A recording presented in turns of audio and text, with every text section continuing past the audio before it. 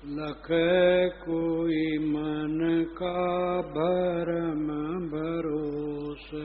लखै कोई मन का भरम भरोसे। लखै कोई मन का भरम भरोसे। लखै कोई मन का भरम भरोसे। शून्य से चोर प्रगट होए मुँह से सकल खजाना कोश। शून्य से चोर प्रगट होए मुँह से सकल खजाना कोश। न्यायिक पास करे फरियादी काई जुर्म करी तोष। लखै कोई मन का भरम भरोसे। लखै कोई मन का भरम भरोसे। बुद्धिमान जो ताई विचारे मनुष्य खोज करोसे। बुद्धिमान जो ताए विचारे मनुष्य खोज करोसे। जो कहूँ पावे दंड करे ते रक्षा धन ही लहोस। लखै कोई मन का भरम भरोसे। लखै कोई मन का भरम भरोसे। ते ते भरम छाड़ दे मनुआ इत उत भटक छुटोस। ते ते भरम छोड़ दे मनुआ इत उत भटक छुटोस। आप में खोज लगाओ घर ही में चोर मिलोस। लखै कोई मन का भरम भरोसे। लखै कोई मन का भरम भरोसे। ताई उजारो कुशल चहो जो बस ये संत परोस। ताई उजारो कुशल चहो जो बस ये संत परोस। जहाँ सगम समागम होत सदाई सत्यासत्य लखोस। लखै कोई मन का भरम भरोसे। लखै कोई मन का भरम भरोसे। सकल कल्पना दुख मिटाओ सदपद पाए तरोस। सकल कल्पना दुख मिटाओ सतपद पाए तरोस। जन्म जन्म की भूल मिटे तवे सुखिया सदहि रहोस। लखै कोई मन का भरम भरोसे। लखै कोई मन का भरम भरोसे। कोई विवेकवान अपने मन का भरम भरम पर जो भरोसा करते हैं उसको लगता है भ्रम में भरोसा है, गलत बातों में भरोसा है, विश्वास है। छाजना न छाजना, ये हमें छाछता है या नहीं छाछता है। ये नहीं छाछता है इसलिए इसके यह काम करने से अशुभ हो जाता है और ये छाछता है ये काम करने से शुभ होता है। ये भरम पर भरोसा करना है। शून्य से चोर प्रकट हुए मुंह से सकल खजाना कोश। एक आदमी ने जा करके न्यायालय में फरियाद किया कि हुजूर आकाश से एक चोर आया और हमारा सब खजाना लूट लिया। आकाश से एक चोर उतरा और हमारा सब खजाना लूट लिया। न्यायिक पास करे फरियादी काय जुर्म करतोष। अब न्यायिक के पास तो फरियादी कर दिया, लेकिन कहाँ है जुर्म, किसको जुर्म लगावे। आकाश से कोई उतर के आता नहीं है चोर, तो किसको पकड़े न्यायिक। और तोष निवेदक को कैसे संतोष दे? कोई आकाश से चोर आया नहीं, क्या करे नायक? बुद्धिमान जो ताहे विचारे मनुष्य खोज करोस।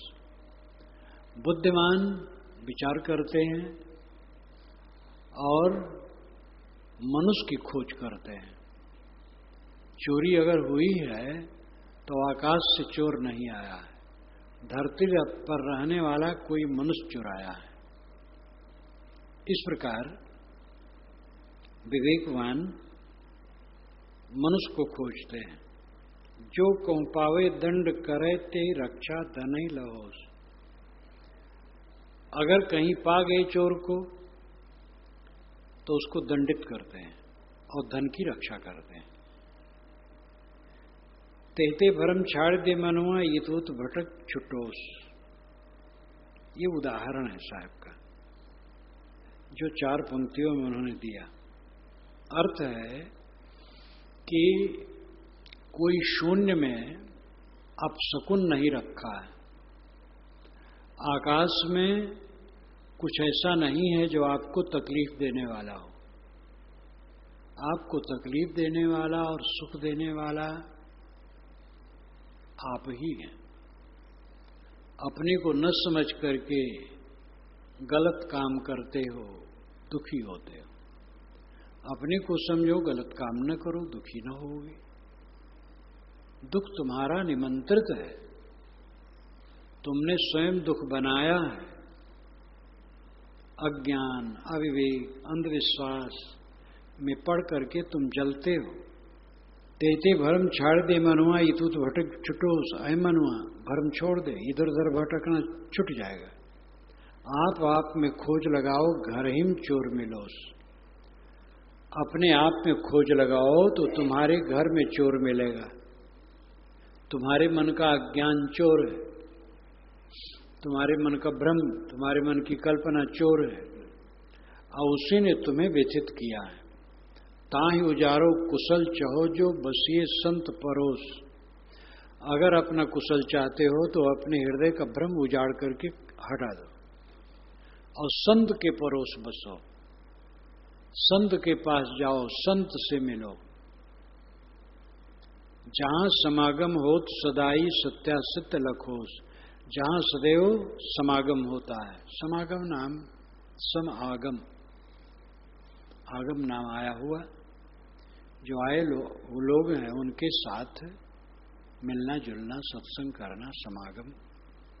समागम जहां सत्संग नहीं उसको भी समागम कहते हैं। समागम का मतलब मिलना जुलना। संविशेषण है आगम, आना जाना, मिलना, आपस में बैठना उठना, बातचीत करना, ये संतों में होता है, निर्णय होता है। और सत्य असत्य वहां समझा जाता है। सकल कल्पना दुख मिटाओ, सतपद पाए तरोस। सारी कल्पना मिटा दो, वही दुख है। तुम्हारे मन की कल्पना तुम्हें दुख देती है। सतपद पाए तरोस। सतपद अपना आत्म अस्तित्व है जो सर्वापत्ति रहित है। और जितना कुछ मन का प्रपंच है आपत्ति पूर्ण है। अपने आप को सोचो समझो। हमारे सोचने का विषय क्षणिक पदार्थ है जो आपत्ति पूर्ण है, दुख से भरा है। इसीलिए हम दुखी हैं। जो हमारे सोचने का विषय आत्मअस्तित्व होता है तब दुख से मुक्त होते हैं। क्योंकि आत्मा सर्वापत्ति रहित है, सर्व प्रपंचों से रहित है। कोई उसमें दुख दरिद्रता नहीं, आनंदमय। साधक को चाहिए या तो आत्मा का अनुचिंतन करे या तो कुछ न सोचे। जब आत्मबोध हो गया तो कुछ न सोचना सबसे ऊंचा है। ध्यान में बैठो, कुछ न सोचो। सोचो तो आत्मा को सोचो। मैं अजर अमर अखंड शुद्ध बुद्ध निर्मल हो। और आगमापाई चीजों को सोचते हो। सोचने का विषय वस्तु क्षणिक वस्तुओं को बनाते हो, ये अविवेक है। जपनी स्मरणी आत्मा है, भौतिक पदार्थ नहीं, दुनिया का प्रपंच नहीं। इस पर ध्यान दो, चेष्टा करो, श्रम करो, और दृढ़ श्रम से ये स्थिति हो जाएगी। सकल कल्पना दुखे मिटाओ, सतपथ पाए तरोस। जन्म जन्म की भूल मिटे तब सुखिया सदैव रहोस। जन्म जन्म की भूल मिट जाएगी और सदैव सुखी रहोगे। बाहरी पदार्थों में क्यों आकर्षित होते हो? अहंकार के कारण। देहाभिमान है, इसलिए सांसारिक कामना है, और इन्हीं दोनों के कारण से बाहर आकर्षित होते हो और उलझते हो। जहां तक वातावरण में अनुकूल प्रतिकूल बातें पाते हो, उसमें भी देहाभिमान कारण है। देहाभिमानी हो तो प्रशंसा पाकर के फूलते हो, और ऐसे लोगों में चिपकना चाहते हो, और देहाभिमानी होने के कारण ही तुम्हारे नाम रूप की जब निंदा होती है तब बौखलाते हो। कुल मिलाकर के तुम्हारे अहंकार का परिणाम है जो तुम्हें क्लेश है। अपने अहंकार को मिटा दो, क्लेश नाम की कोई चीज नहीं। सब समय आनंद कंद, सारा कुछ नश्वर है, सब भागा चला जा रहा है। ज्ञानी पुरुष का चिंतन का विषय आत्म अस्तित्व है, अनात्मा नहीं। स्वतः सत्य तू जान जीव, पंच विषय जड़ भाव कीव। तू स्वतः सत्य है, इसको जानो। हे जीव, तू स्वतः सत्य है, अथवा ये जीव स्वतः सत्य है, इसको समझो। स्वतः और परतः जो दूसरे द्वारा समर्थित हो, संपादित हो, संस्कारित हो, वो परतः है, और जो स्वयं हो वो स्वतः है। आत्मा स्वतः है, ये परतः नहीं है। दूसरे द्वारा ये संपादित, संवारित, संस्कारित नहीं है, निर्मित नहीं है, इसलिए स्वतः है। जो स्वतः होता है वो निरालंब होता है। आप निरालंब हैं, निराधार हैं, अखंड हैं, अकेले हैं। इस बोध में जियो, कहीं इधर उधर लिपटो मत, अपने को व्यथित पीड़ित मत करो, अपने को समझो। पंच विषय जड़ भाव की, तुमने 5 विषयों में जो जड़ है उनमें भावना कर लिया, इसलिए तुम्हें दुख है। जो बाहर का पंच विषय प्रपंच है उसमें चिपक गए हो, इसलिए पीड़ित हो। ये के परे और नहीं कोई, जड़ प्रियता तज दुख को खोए। पंच विषयों की आसक्ति छोड़ देने के बाद कोई दुख नहीं, यही के परे और नहीं कोई। 5 विषयों को छोड़ देने के बाद कोई दुख नहीं होगा। जड़ प्रियता तज दुख को खोए, जड़ की प्रियता छोड़ दो, दुख हो जाएगा। देह से लेके सारा जगत जड़ है और क्षण क्षण भागा जा रहा है, इसी में आसक्त होकर के तुम दुखी हो। इसकी आसक्ति छोड़ दो। खपुष्पोत वेदांती लोग कहते, जगत खपुष्पोत है। ख नाम आकाश, पुष्प नाम फूल, उत नाम समान। आकाश के फूल के समान है। संस्कृत के विद्वान लोग जब हिंदी बोलते हैं वो भी संस्कृत निष्ठ रहता है, इसलिए साधारण लोग उनकी हिंदी भी समझना मुश्किल हो जाता है साधारण लोगों को। खपुष्पोत, जगत खपुष्पोत है, आकाश के फूल के समान संसार है। आकाश में फूल है ही नहीं, ये संसार है ही नहीं, तो ये अतिशयोक्ति होती है। संसार ही तो सामने है जिसमें हम जल रहे हैं। संसार है, हमारे में खपुष्पोत है, आत्मा में संसार खपुष्पोत है। आत्मा में संसार आकाश के फूल के समान नहीं है। जब हमारे में नहीं है तो क्लेश क्या है? मिलता है, छूटता है। ये झमेला हटा दो, बोध प्राप्त करो। बोध न होने से अपनी बुद्धि रहती मैं शरीर हूं, और फिर सारी तकलीफ शुरू। जब बोध हुआ मैं शरीर नहीं हूं, मैं शुद्ध चेतन हूं, निर्मल हूं, और जो कुछ मिला है आजकल में बह जाएगा, कुछ रहेगा नहीं। तो बोधवान दृश्य जगत का मोह छोड़ करके अपने आप में स्थित होता है। इस पर वो प्रबल अभ्यास करता है।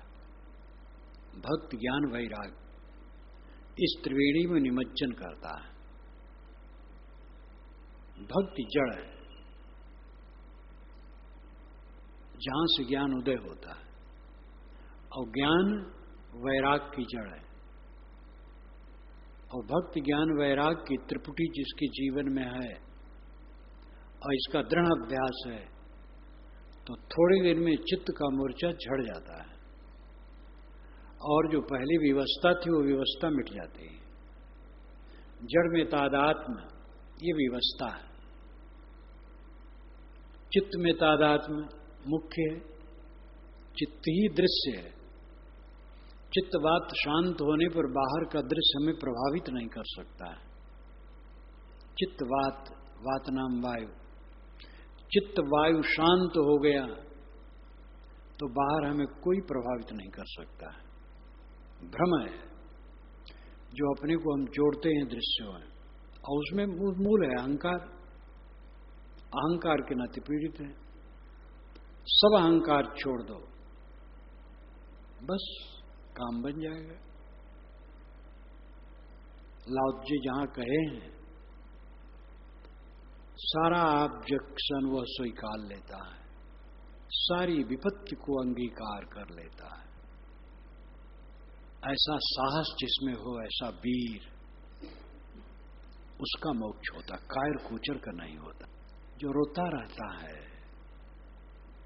जो हरदम क्लेश में है, संसार जिसको सता रहा है, वो मोक्ष पाएगा। संसार जब सता न पावे तब मोक्ष होगा।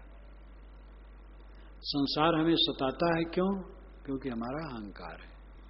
जब अहंकार पूर्ण विनष्ट हो जाएगा तो संसार हमें सता नहीं पाएगा। संसार मन है, मन का अहंकार है, जलाता है। जड़ प्रियता तज दुख को खोए, सुनो शिष्य गुरु शिक्षा ही दुख सुख रहित तो अमर अचे ही। अशिष्य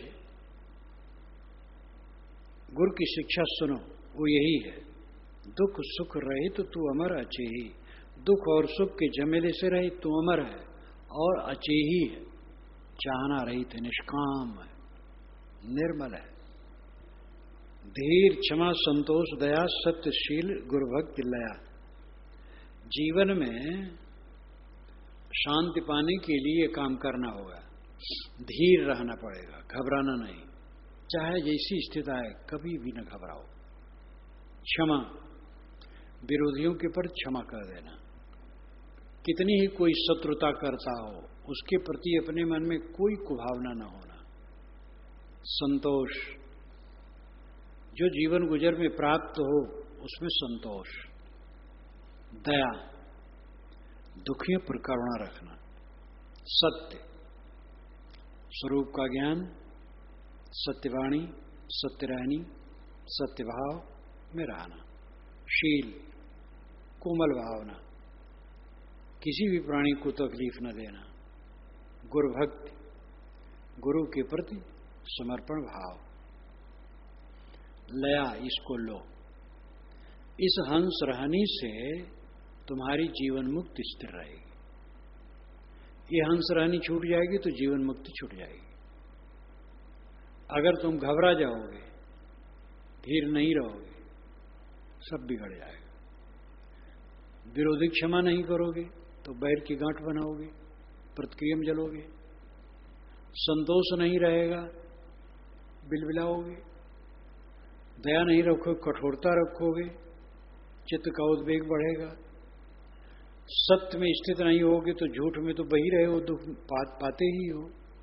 निशील रहोगे तो दिमाग कबाड़ बना रहेगा। गुरु भक्ति नहीं रहेगी तो सब चौपट हो जाएगा, सारा ज्ञान बह जाएगा। ये हंस रहनी है। श्री रामराज साहब ने 5 तत्व 25 प्रकृति हंस रहनी की बताई। दया क्षमादि 5 तत्व बताया और उसके लिए एक एक तत्व में 5-5 बताया। तो सब मिला करके 30 की संख्या उन्होंने बताई। अपने अपने ढंग से सब बताया जाता है, लेकिन बात एक ही है, सद्गुण। सद्गुण से चल करके बंधनों से मुक्त होगे। सद्गुण छोड़ करके खाली ज्ञान बघारोगे, तुम बहुत जानते हो, बहुत याद है, बड़ी प्रतिभा है, बड़ा व्याख्यान कर लेते हो, बड़ी किताबें लिख देते हो, ये काम नहीं करे। गुरुदेव नमन कर शरण गहो, सतपथ लय यही रहनी रहो। गुरुदेव का नमन करो, उनसे नम्र होके रहो और शरण गहो, उनकी अधीनता ग्रहण करो, अपने अहंकार को झुकाओ। सतपथ लय यही रहनी रहो, सतपथ में चल करके इस रहनी में रहो। एक पुराने संत आए गुरुजी के पास, खूब झुके, तो हमसे कहे कि कहीं अहंकारी रहो, यहीं आकर के सब अहंकार खत्म होता है। और जगह गरजता हूं, यहां नहीं गरज सकता। इसीलिए एक जगह चाहिए जहां हमारा सारा अहंकार विलीन हो जाए। गुरुदेव नमन कर शरण गाओ, सतपथ लय यही रहनी रहो। सतपथ ले, सतपथ सही रास्ते पर चलो और इस रहनी में रहो। समता सरल सजगता धारे, हुए उदार निज कष्ट निवारे। समता रखे। जो आसपास में लोग हैं उनमें विविध गुणकर्म स्वभाव है, भिन्न भिन्न योग्यताएं हैं।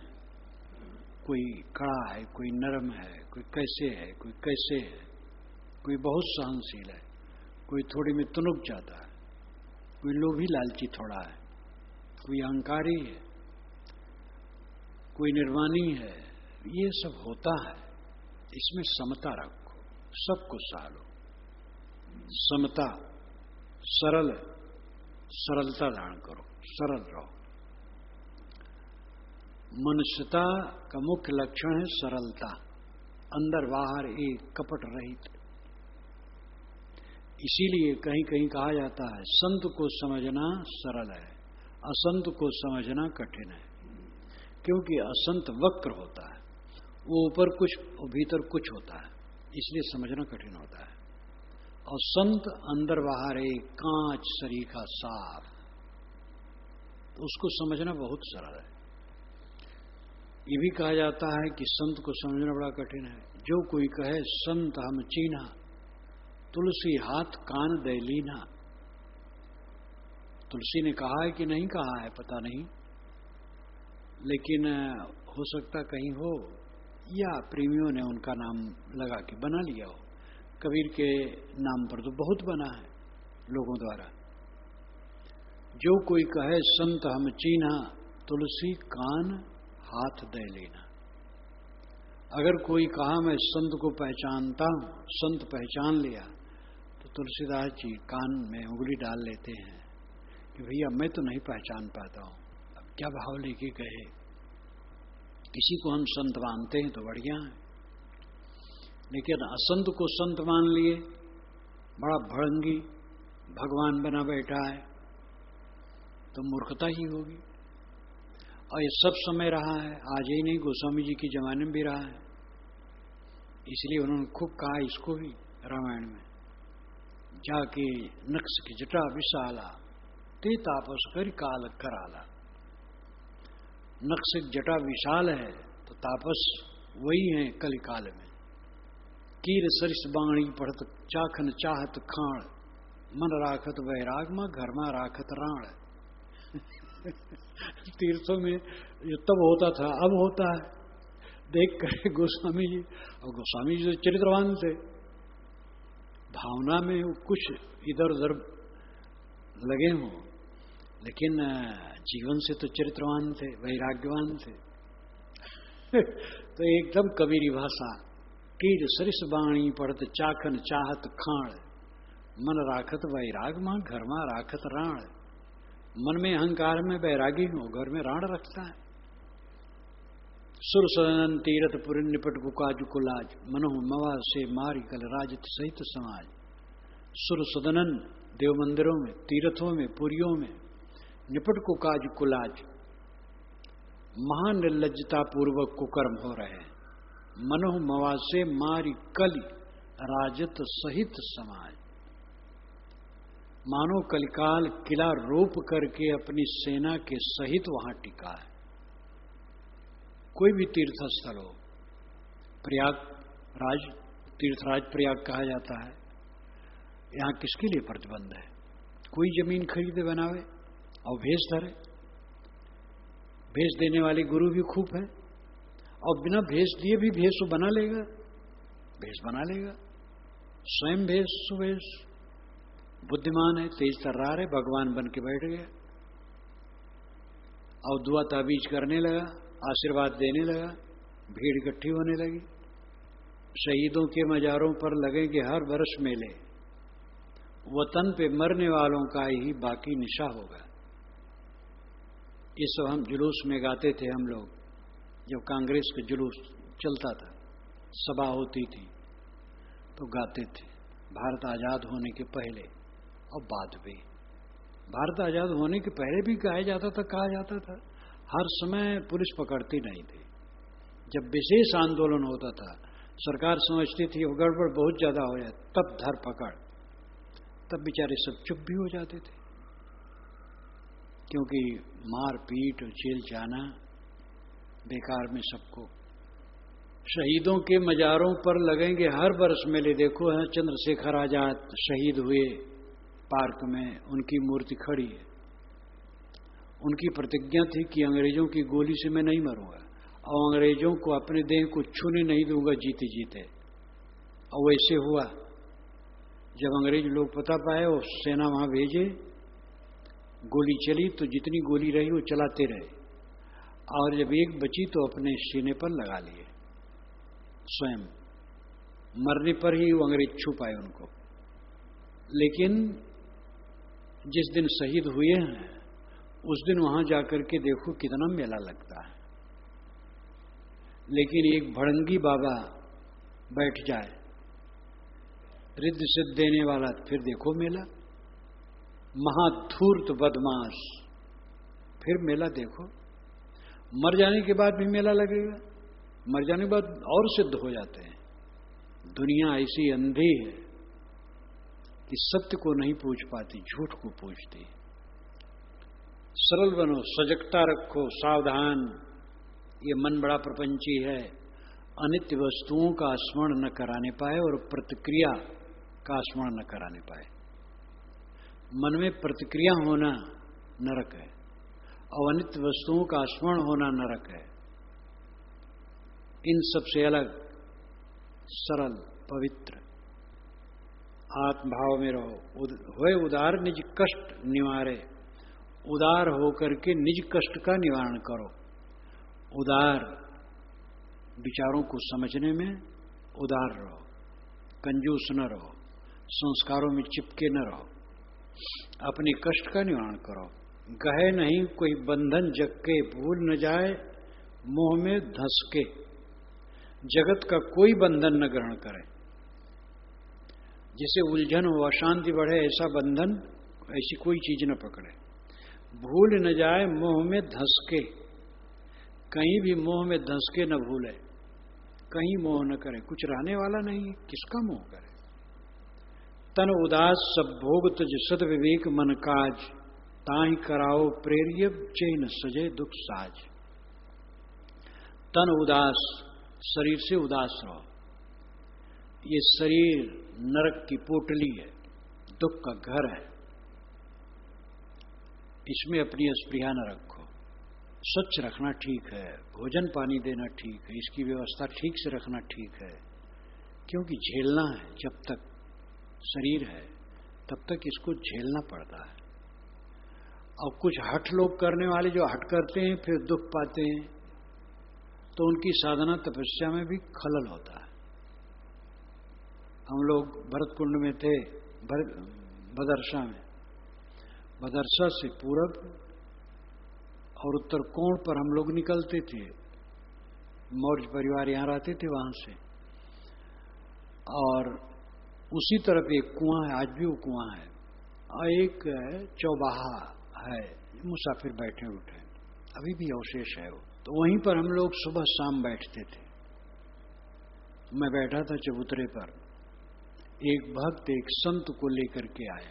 संत नौजवान थे, 30-35 वर्ष की उम्र होगी, लंबे, शांत, पूरा नंगे, जैसे दिगंबरी जैन होते। वो रोग से ग्रसित थे, वो महात्मा।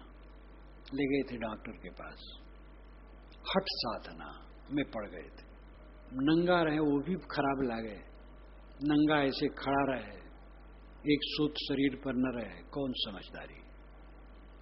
मर्यादा से रहना चाहिए, वो अलग विषय।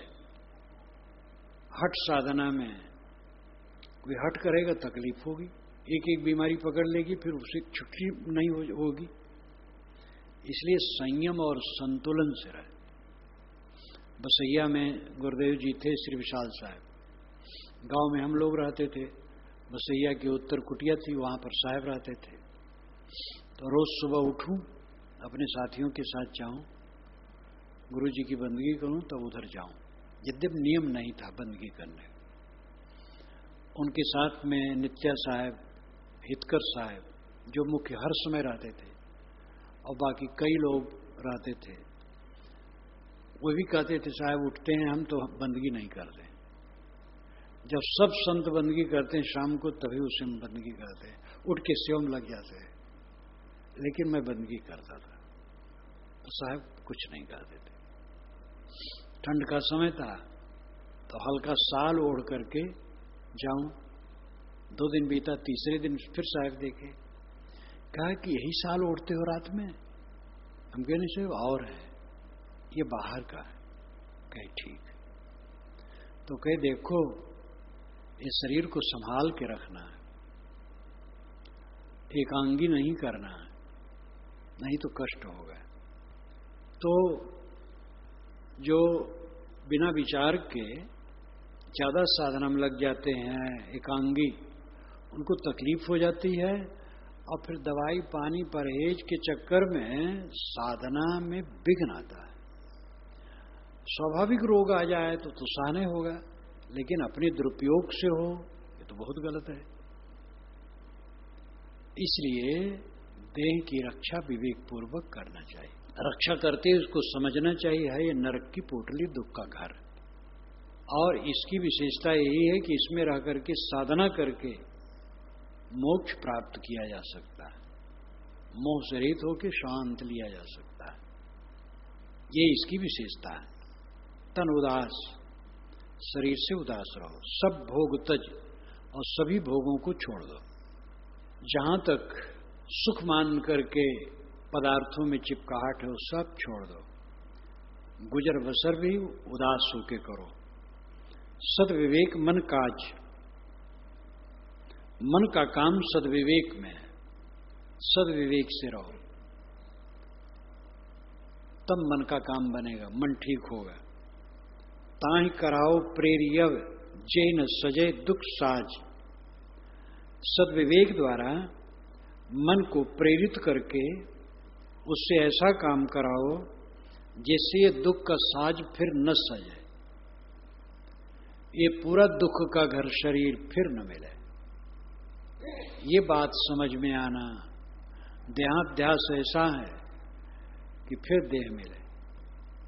एक महात्मा हमसे मिलने आए, जो देश विदेश घूमते हैं, दक्षिणी भारत के हैं, सन्यासी। तो अपने दरवाजे पर ही बैठा, एक कुर्सी उनको दिया, बातचीत करने लगे।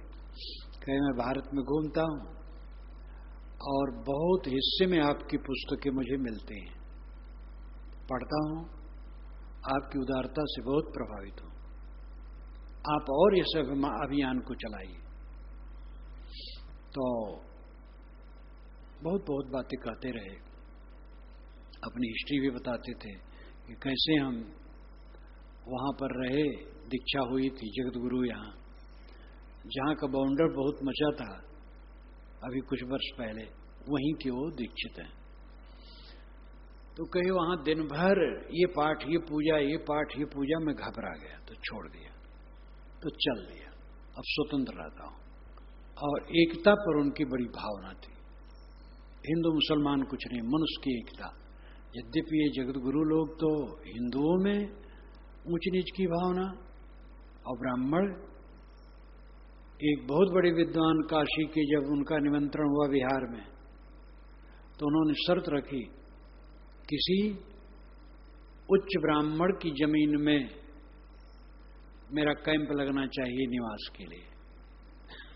ब्राह्मण भी ऐसा हो कि उच्च हो, और उच्च का हो मान्यता, जैसे शुक्ल, तिवारी, मिश्र प्राय उच्च माने जाते हैं, और बोली भर है और कुछ नहीं है।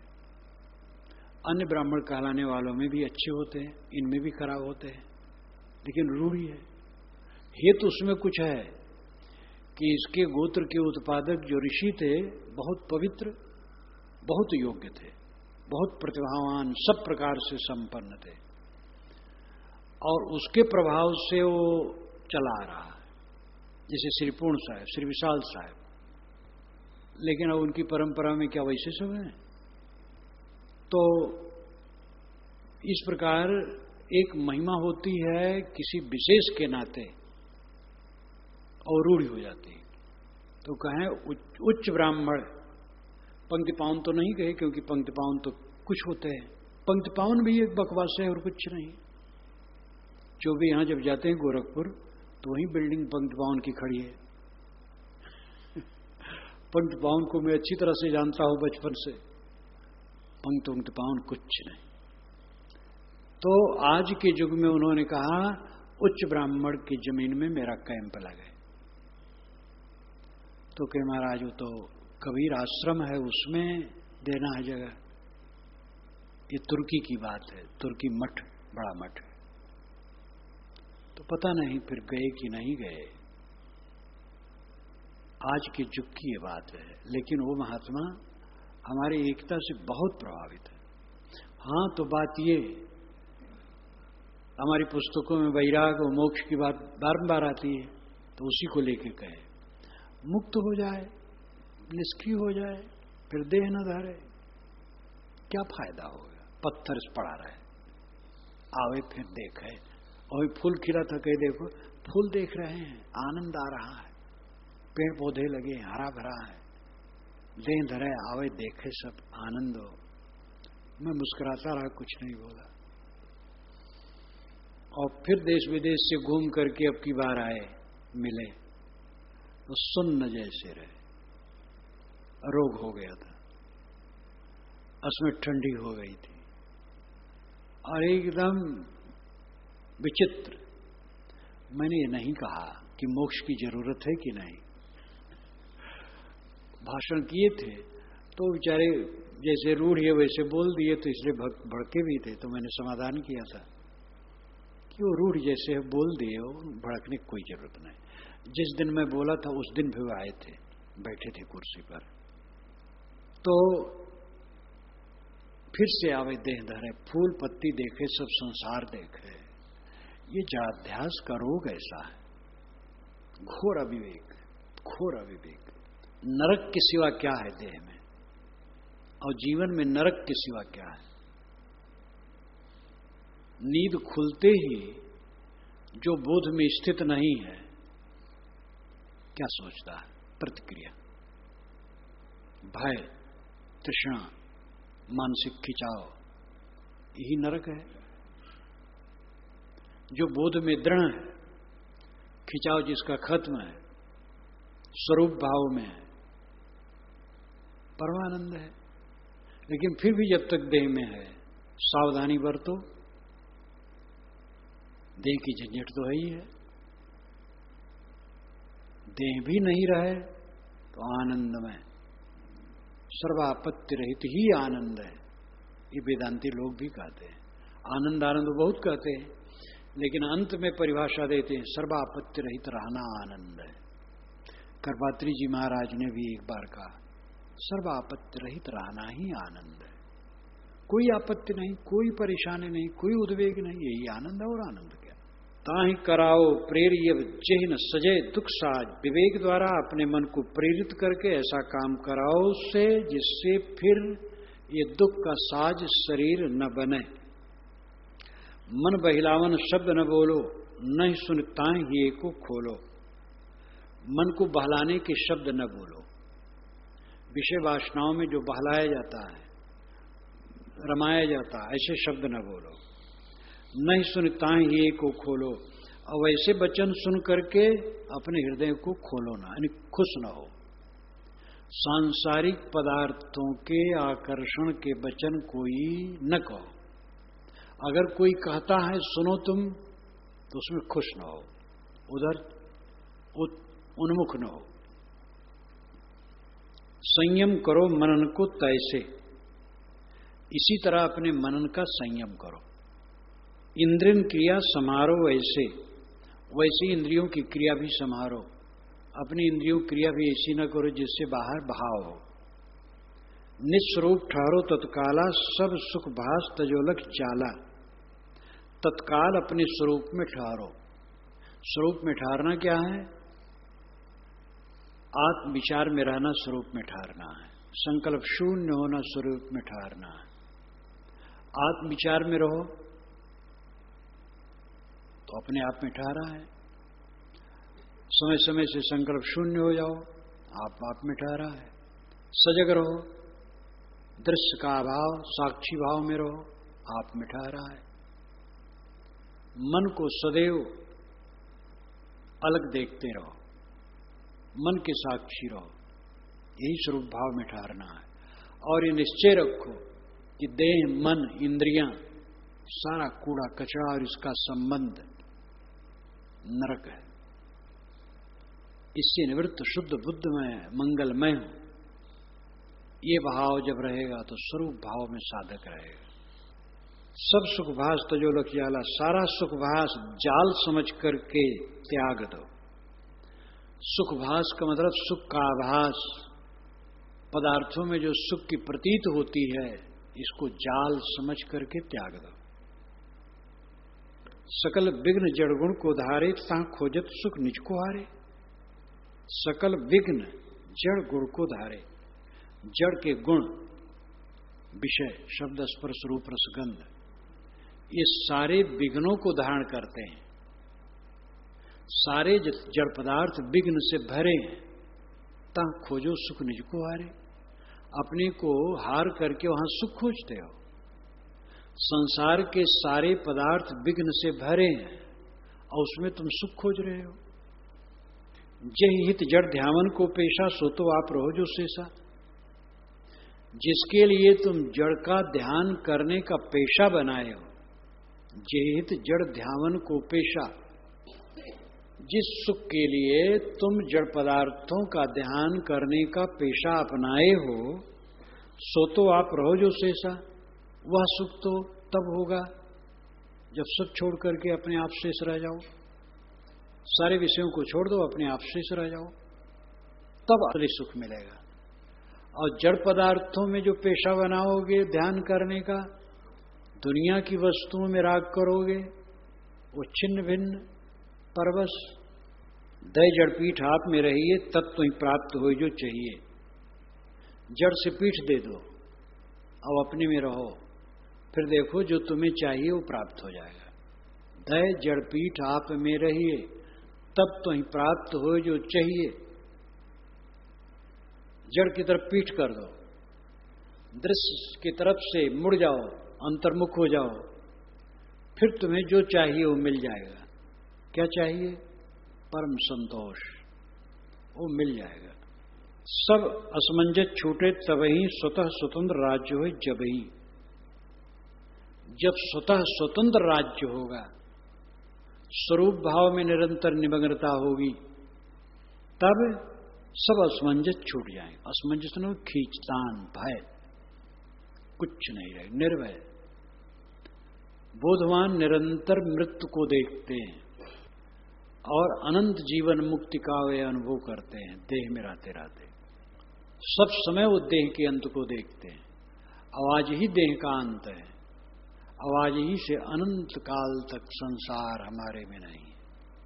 इस बोध भाव में वो जीते हैं। वे अनंत को देखते हैं, क्षणिक को नहीं देखते। सब असमंजस छूटे तभी सब असमंजस छूटेगा जब स्वतः स्वतंत्र राज्य हो। जब ही सब लाभन को लाभ है, सब ज्ञानन को ज्ञान, सब श्रेयन को श्रेय है, फिरते क्रिया न आन। सब लाभों का लाभ यही है, सब ज्ञानों का ज्ञान यही है, सब श्रेयों का श्रेय यही है। श्रेय नाम श्रेष्ठता। फिरते ही क्रिया न आन, फिर और क्रिया उसे करने की जरूरत नहीं है। आत्मतृप्त हो गया बस। और सब विवेकियों का ही अनुभव है।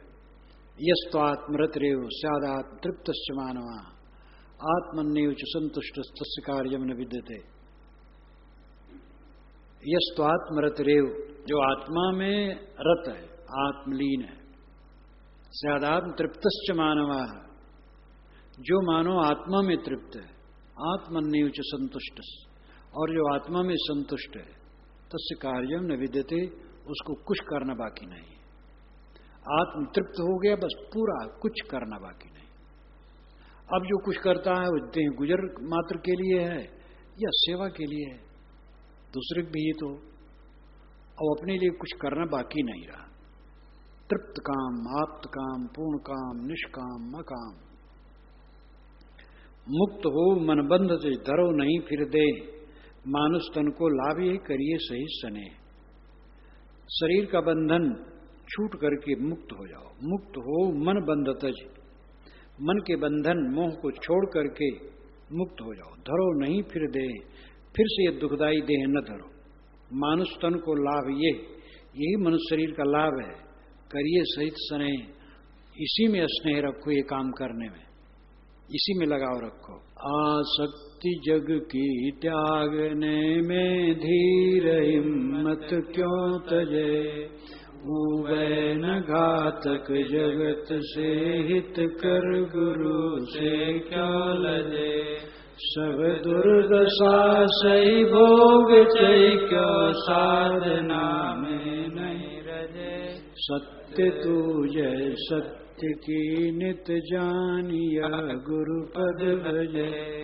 दीनहीन गरीब बन जावे, पारक गुरु से नाही लजावे। सादर गुरु बानी को गावे, अवश्य धीर अमृत पद पावे। आसक्ति जग की त्यागने में धीर हिम्मत क्यों तजे। अधीरवान, अविवेकवान जगत की आसक्ति को त्यागने में तो वीर क्यों नहीं बनता है, क्यों हिम्मत छोड़ रहा है। ऊबे न घातक जगत से, ये जगत घातक है, ये दुनियादारी तेरे लिए गले की फांसी है, इससे क्यों नहीं उगता है। हितकर गुरु से क्यों लजे, कल्याणकारी गुरु से तो लजाता है, सामने नहीं होता है। सब दुर्दशा सही भोग चाहिए, क्यों साधना में नहीं रहे। सारी दुर्दशा सहता है फिर भी भोग चाहता है, ऐसी मूर्खता। साधना में क्यों नहीं रचता है। जब भोग जो छूट जाने वाले, वो क्लेश देने वाले हैं, उसमें सारी दुर्दशा सह के चिपका रहता है। साधना का काम तो कल्याणकारी है, इसमें तो मेहनत क्यों नहीं करता है। सत्य तू जय सत्य की नित जान, यह गुरुपद भजय। तो सत्य है और सत्य की ही सदैव जय है, ऐसा जान करके तो गुरुपद को क्यों नहीं भजता है। गुरुपद का अर्थ किया जाता है कई बार, तीन अर्थ। एक तो सामान्य गुरुपद, गुरु का पैर। गुरु का पैर भी लाक्षणिक है, यानी गुरु के प्रति भाव, श्रद्धा। और गुरुपद पवित्र रहने की दशा, जो दया, क्षमा, शील, संतोष, विवेक, विचार, वैराग, भक्ति, ज्ञान सबसे संपन्न पवित्र रहनी, शील रहनी में चलते हैं, वो गुरुपद में स्थित है। अंतिम गुरुपद शुद्ध चेतन है। ये चेतन ही शुद्ध गुरुपद है।